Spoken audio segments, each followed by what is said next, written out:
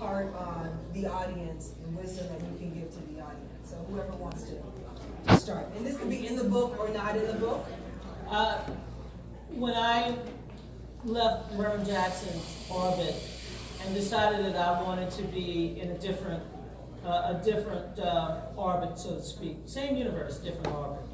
I went to work with Dick Gephardt, and the first thing I said to, at the time, he was one of the leaders on the Hill, I said, I'm blinded by the light. And I said to Representative Gephardt, I said, if you walk in a room and all you see around the table are people who look like you, you should stand up and shout and scream, I don't want to be in a room like this anymore. And so I think in the Gephardt 88 campaign, we were able to bring Jackie Forte, who I believe is still at the DCCC, Deborah Hayes, Deborah Johns, who later went on to work for Dick Gephardt on Capitol Hill, worked for Oprah, MTV, VH1, all that other stuff. So, and of course, Carrie Pearson. That's why when they say they don't have black people to do Iowa, New Hampshire, well, that's a damn lie. Because I kept sending as many black people, I'm like, get an overcoat and go. So I use every opportunity. We believe in the bank of justice. That when you get in the door, you bring others in the door. And not only did we bring others in the door that look like us, we were the first to make sure that white women had their seats at the table because we wanted them to be at the table. We made sure that Hispanics and Asians and other people about gays and lesbians. And when you look at the rules today, they reflect our willingness to bring people into the process. They reflect our willingness to stand up and defend affirmative action and diversity and inclusion. They reflect our willingness not to be afraid to be marginalized because we did not want to be the only one. There's no, what's the word, Mignon? There's nothing special about being number one. Right. By the way, if you're the only black person, I'm going to tell all of you, you're a token. Right. If you're two, that's window dressing. Three or more mean diversity and inclusion. And I'm sick of this notion that we don't have the experience. We have more experience than most people because we have come up on the rough side, the blue side, the black side, and then the front door. And for me, being the first, and I started at an early age, I've been involved for 50 years. And I've never been afraid to cuss people out. Now, I know that many of y'all don't like to do that. Y'all keep y'all Yale, Harvard, I went to public school, but I'll cuss you out. And I'm proud of that. But I'm not going to let you insult me. Nor would I allow you to do what I often tell people, insult the work of Fannie Lou Hamer. You're not going to insult Rosa Parks. You're not going to insult Jesse Jackson or Martin Luther King. And so get off this notion that you got to be the only one in GR, government relations, or PR. Right. Stop that. That's bullshit. You got to open up as many doors, bring in interns, assistants, mentors, and don't be afraid of it. And that's what you do. I'm proud to know these young women because, yeah, we ain't your goddamn grandmama yet. I'm proud to know that my women out hustle y'all, and don't tell me you can outshine me on the dance floor. I'll make you go home. I'm giving you time, so Okay, let I'm the done others now. just quickly think. All right, grandma. You'll never live it down. You know, when I went back to the DNC under Terry McCullough, it was actually a very interesting time. Leah was actually still over at the Labor Department working, transitioning. I work for Elaine Child. Yes. She knows it too.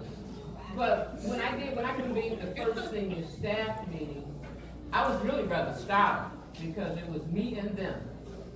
And the burden that we have as being the only black person in the room, it also makes you feel like you have to do something.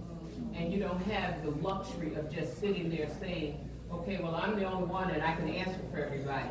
Not when you're in charge of something. You can't do that.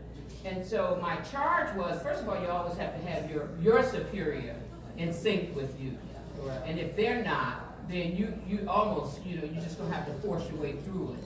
But I want to just echo what Donna said, because when I sat around that table and saw those 15 directors that looked like everything but me, I did not say, okay, they're not qualified to be here, because that wasn't necessarily true. there were some of them that were incredibly talented. But what I did know was that that was a vacuous table because it did not include voices that supposedly represented the party. So when we began to do the transition, I said to them, I want you to look around this table. And if you're comfortable with the way it looks, then we'll stay the same. But if you know we have to reflect something different, then I'm hoping that you will get outside yourself, because the first thing they'll accuse us of is being the angry black woman that wants to fire all the white people. It wasn't so. But I was not going to preside over a party that I knew could do better. And for the record, it had done better. So it was almost in reversal. But by the time we left, with the good help of Leah, fired a bunch of people. She did come. She fired a few. They moved on. But the truth, they moved on. And I would say, Leah, by the time I left, then Leah took over. And see, this is what we do. We don't even prepare each other to, we're just not here just trying to pass jobs to each other. We're trying to pass value systems. And so I knew when I was out the door, I already knew who was taking over, because I knew the value system and the legacy would continue. So all of you that's sitting around here at the party now, we swung the door open, and it swung to her, then she swung it to Julie, and she swung it to LaToya, and some of the rest of these people. And that's, my only point is, I didn't get comfortable. And I didn't get scared. And Maya Angelou says the best, if you do not have courage, you have nothing. And you have to have courage when you sit at these tables. You can't get comfortable. And I think the thing that you all had too was the support system underneath you. Yes. You need to draw, and you could actually do Yes. that. And so I'll get to this last, but you guys have been the support system for so many young sisters that are now doing this work. So we'll get to that last, but Yolanda too. So when I went to work for Reverend Jackson, I think it was 85, I ran the Fairness Commission, which was a commission to change the rules from winner take all to proportional representation. After that was done, I went to work for Reverend Jackson. We knew we were going to do another campaign. I went in as chief of staff, first chief of staff of the campaign. But once we got the campaign started, we hired a campaign manager, Jerry Austin, white guy from Ohio, I believe. And they moved the campaign headquarters to Chicago, and I ran the DC office, and I was chief of staff. And I was the point person for all of the Democrats. I was point person for everything black, but I was also the point person for everything DNC. So, and campaign. And I remember we had all of the campaigns, and there were probably maybe 8, 9 candidates at that time in 1988 running. And we would meet once a month. There would be a meeting once a month where there'd be a representative for each campaign. We'd sit down and talk about stuff. I was the only woman in the room, and I was the only black person in the room. And when you are that, you gotta open your mouth. I mean, you gotta say something. If you're in that room, you don't say anything, you don't need to be there. Right.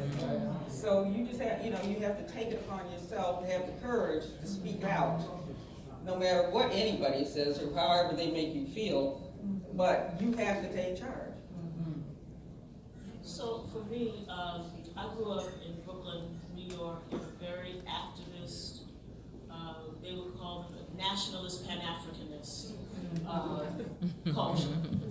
And that included my church, so I was surrounded by black people, except when I went to school. My dad, my mom insisted that I went to the best schools I could go to. And that inevitably meant that I was, a lot of the time, the only black person in the room. From elementary school until I went to, and of course at Dartmouth. So I was accustomed to walking in these two worlds of, dashiki, the whole thing. I got a lot of that stuff in my closet. So I understand that well, and I understood the other. So I understood how to navigate and maneuver. And one thing that was clear to me, which was something I want to share with you all, is when I went into those rooms, I might have been the only one there, but I wasn't by myself. Right. As Maya said, I come as one, I stand as 10,000. Yeah. So I knew my community was behind me. That's right, that's right. And so my value in the room is that I had a connection outside of the room. That's right. So there's only so much they were gonna do to me because my people would bring the buses. Her daddy was in the They were bus. gonna bring the bus and they pick it, they do all that, you know, they do all of that kind of thing. So, and I think for all of us, we're connected to a base community of people, of relationships we built, of where we've come from, so that we're never really alone. And that becomes our value to the enterprise, whatever enterprise it is, because we got a connection to other folks that's not there. And, you know, when I got to the venture, to one of Yolanda's point, when you're in these rooms and you're by yourself, remember that you're not really, if you've done your work right, you're not really there by yourself. You got folk behind you that will support you and support the moves that you're trying to make, so you shouldn't feel alone in that. Secondly, you have a responsibility when you're in those spaces by yourself to make a difference so that another sister never has to be in the room. For the convention, I was like, I will not be the CEO of a convention with all white staff. I'm just not going to. I'm just not going to do it. So for the team that I hired, the senior staff that I hired, I said to them, you can hire your own team. I want to know who you're hiring before you hire them. And if your team is not diverse, I'm not going to approve it, and I'm going to send you back. And for my purposes, do not bring me all white people. Do not bring me all black people. Do not bring me all straight people. Do not bring me all, I want a diverse team. If each of you does that, then the convention will be diverse. But if, and I'm telling you now on day one, you bring me a table that looks like only one thing, and I will not accept it, I will not hire it, and if you do it more than once, I'm gonna fire you. Yeah. Because that's not what we're gonna have here. Because the responsibility was on me when I had the power and I had the authority to make sure it would be different. Right. For whoever came behind me. And that's the lesson we all have to do. If you leave a place the same, if you haven't made a difference in the place where you are, in whatever way, and that you may not have hiring authority, that's okay. Who are the vendors that you bring to the table? Who are you introducing your company to? Who are you introducing the leadership at your company to expand their vision of what's out there?